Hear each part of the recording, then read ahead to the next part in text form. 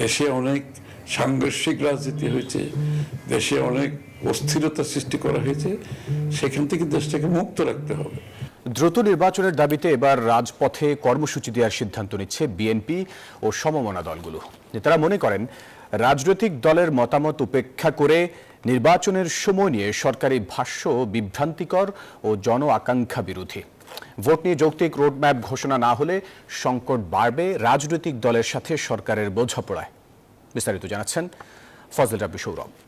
2025 সালের শেষ দিক থেকে 2026 সালের প্রথমার্ধের মধ্যে নির্বাচনের সময় নির্ধারণ করা যায়।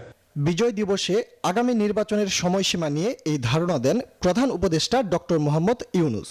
যদিও এ ঘটনার একদিন পর তার প্রেস সচিব সময়সীমা 26 সালের জুন পর্যন্ত বাড়িয়ে বলেন, আপনি এক্সপেক্ট করতে পারেন যে ইলেকশন হচ্ছে 2026-এর জুনের 30 তারিখের মধ্যে। সরকারের দায়িত্বশীল পক্ষ থেকে এমন বক্তব্যে ক্ষুব্ধ বিএনপি। এইসব বক্তব্যকে নির্বাচন ইস্যুতে সরকারের অনাগ্রহ মনোভাবের বহিঃপ্রকাশ হিসেবে দেখছে দলটি।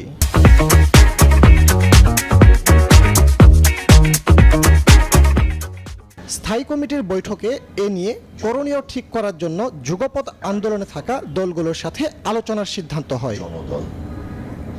বিএনপির লিয়াজো কমিটির বৈঠক চলছে, যেখানে ভোটের দাবিতে আন্দোলনে নামার সুপারিশের পাশাপাশি আলোচনা চালিয়ে যাওয়ার পরামর্শ এসেছে। জোটগতভাবে আমরা নির্বাচনের দাবিতে আমরা সভা সমাবেশ সেমিনার যারা আমরা টকশোতে যাচ্ছি, আমরা তখন সেই দাবিটা জোরালো করব পর্যায়ক্রমে। কিন্তু আমরা মনে করি যে 25শে জুনেই বাংলাদেশে একটি নির্বাচন সম্ভব। তারা আসলে এ পর্যন্ত সিরিয়াসলি রাজনৈতিক দলগুলোর সাথে কোনো যে আলাপ আলোচনা বোঝাপড়া তৈরি করা, যেটাকে একটা অর্গানিক একটা যে এনগেজমেন্ট, এটা আমরা দেখিনি।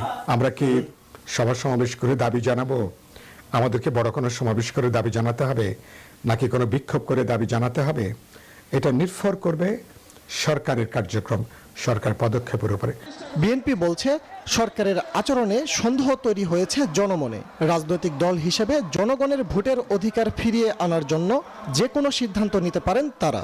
এই সময়টা যখন বাড়ানো হচ্ছে বা যে পর্যায়ে নিয়ে যাওয়া হচ্ছে, এর পেছনে যে অন্য কোনো চিন্তা নাই, এটা তো এখন জনগণ বিশ্বাস নাও করতে পারে, তাই না? আর দেশে অনেক হানাহানি হয়েছে, দেশে অনেক সাংঘর্ষিক রাজনীতি হয়েছে, দেশে অনেক অস্থিরতা সৃষ্টি করা হয়েছে, সেখান থেকে দেশটাকে মুক্ত রাখতে হবে।